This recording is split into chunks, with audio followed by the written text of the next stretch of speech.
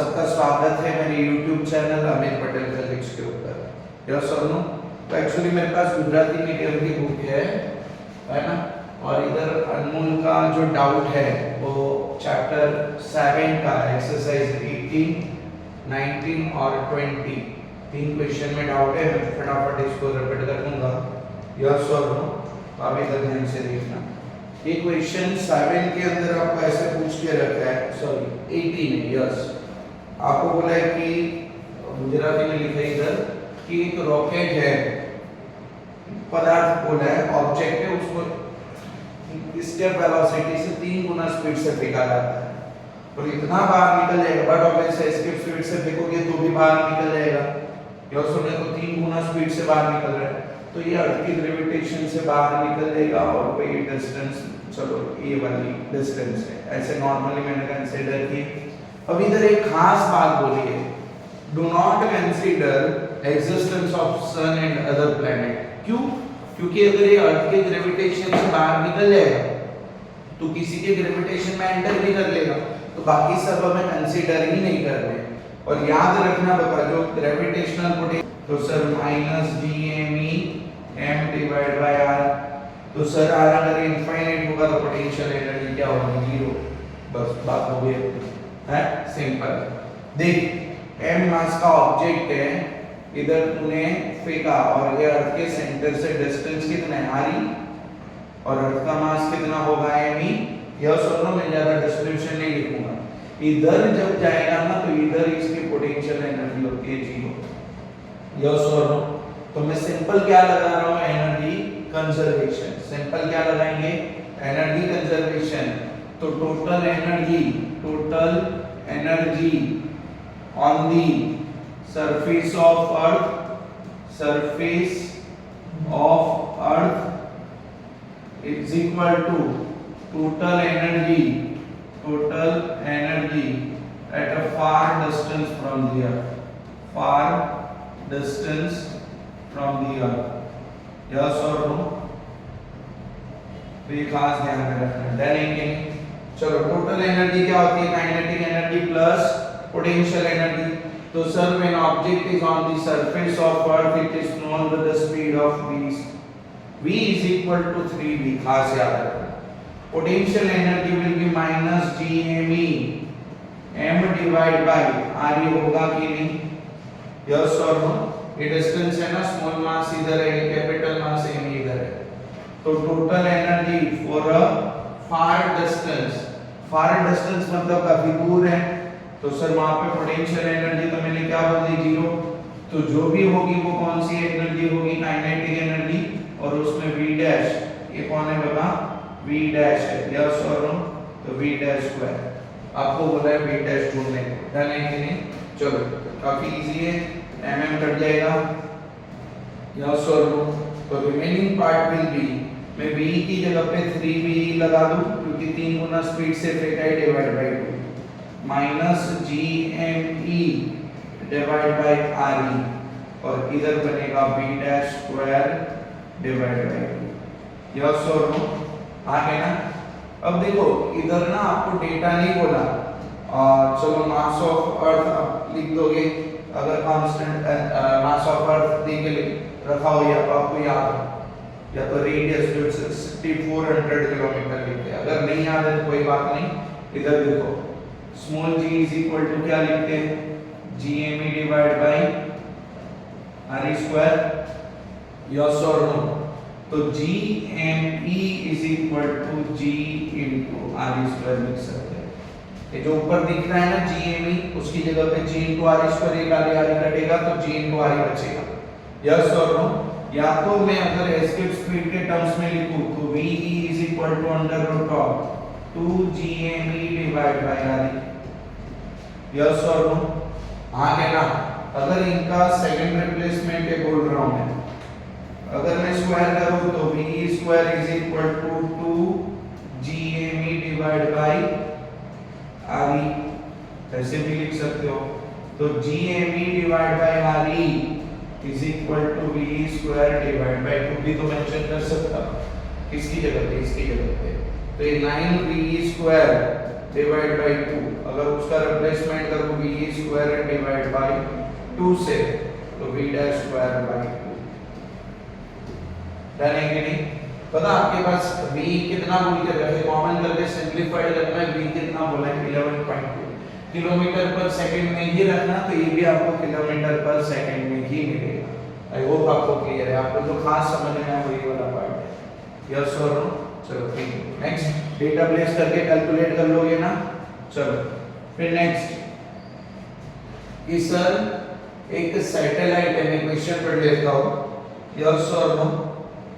मैं क्वेश्चन पढ़ लेता हूँ और गुजराती में मैं पहले पढ़ लूँ। ओके, कि एक सैटेलाइट है जो अर्थ की सरफेस से 400 किलोमीटर हाइट पे है। अब उसको अर्थ के ग्रेविटेशन से बाहर निकालने के लिए कितनी एनर्जी चाहिए? तो सिंपल है, बता जैसे इलेक्ट्रॉन न्यूक्लियस के आजू बाजू है, जब उसको बाहर भेजना है तो एनर्जी देनी पड़ती है। तो इधर तो ग्रेविटेशन से बाहर ही बोल रहे हैं, तो जितनी बाइंडिंग एनर्जी है उतनी एनर्जी देनी पड़ेगी। बाइंडिंग एनर्जी किसके बराबर होती है? टोटल एनर्जी ऑफ सैटेलाइट के बराबर। कितनी होती है? टोटल एनर्जी ऑफ सैटेलाइट के बराबर।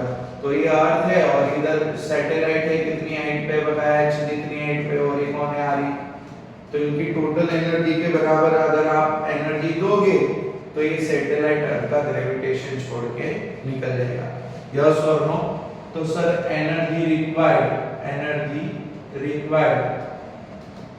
To move the satellite to infinite distance या तो out of the gravitation of earth is equal to bending energy is equal to minus GME।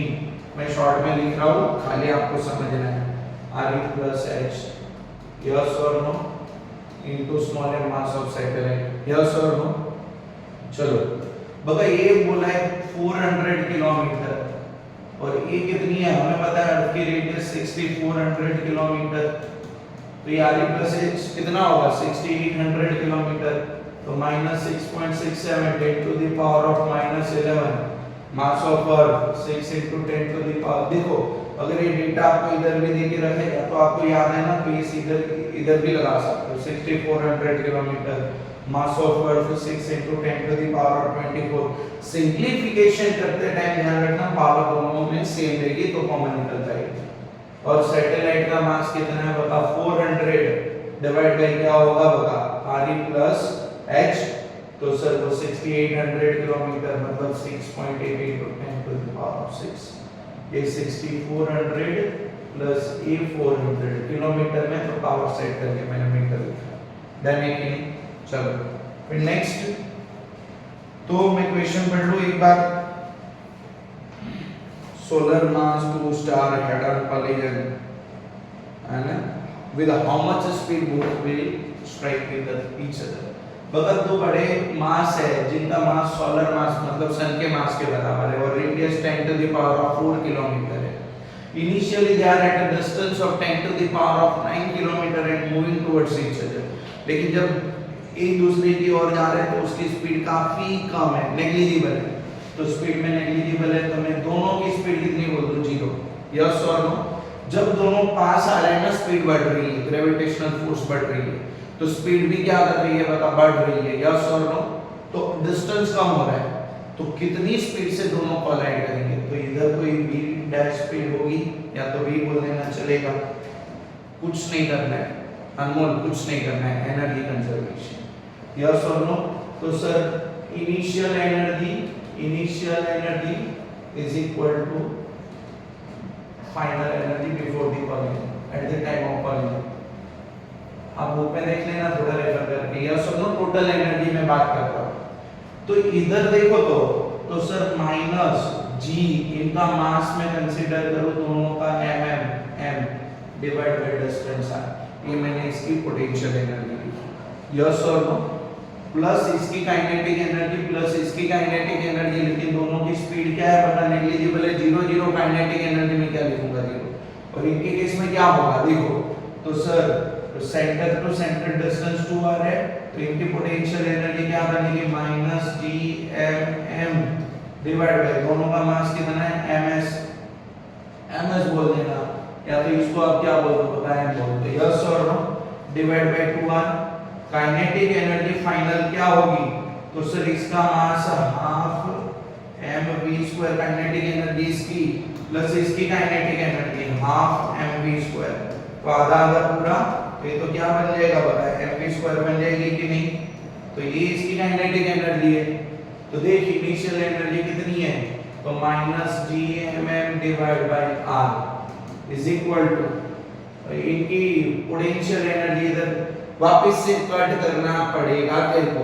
इधर देखो तो इनिशियल एनर्जी है, तो इसकी तो इनिशियल एनर्जी कौन है, खाली पोटेंशियल एनर्जी, काइनेटिक एनर्जी क्या होगी, जीरो, एनर्जी कंजर्वेशन लगा दो, तो total initial energy is equal to minus gmm divide by r is equal to final minus gmm divide by 2r clear plus mv², yes और no.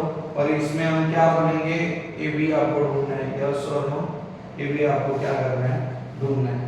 Then एक भी b is a velocity तो collagen b dash का मैंने b लिया बगा, एक बारी तो एम कट जाएगा, यस और नो। बाकी जो बचेगा वो सिंपलीफिकेशन है, g की वैल्यू तेरे को पता है 6.67 माइनस 11, मास कितना है 2 × 10 टू द पावर ऑफ 30, ये कितना है 10 to the power of 9 kilometre है, मीटर में कन्वर्ट कर लेना, यस और नो, आ गया ना क्लियर। तो सर इनटू 3 करोगे क्योंकि बाकी सब केजी में जा रहे हो ना, तो इसको मीटर में कन्वर्ट करोगे तो 9 है, 9 प्लस 3 12 मीटर, ये भी मीटर में कन्वर्ट कर लेना, कितना है r 2 × r, तो r 10 to the power of 4 plus 7 metre बन जाएगा। तो आपको जो स्पीड मिलेगी वो कौन से यूनिट में मिलेगी, मीटर पर सेकंड में मिलेगी, ऐसे यूनिट में सर, यस और नो। आई होप कि आप कैलकुलेशन कर लोगे, मैंने कि नहीं, चलो थैंक यू।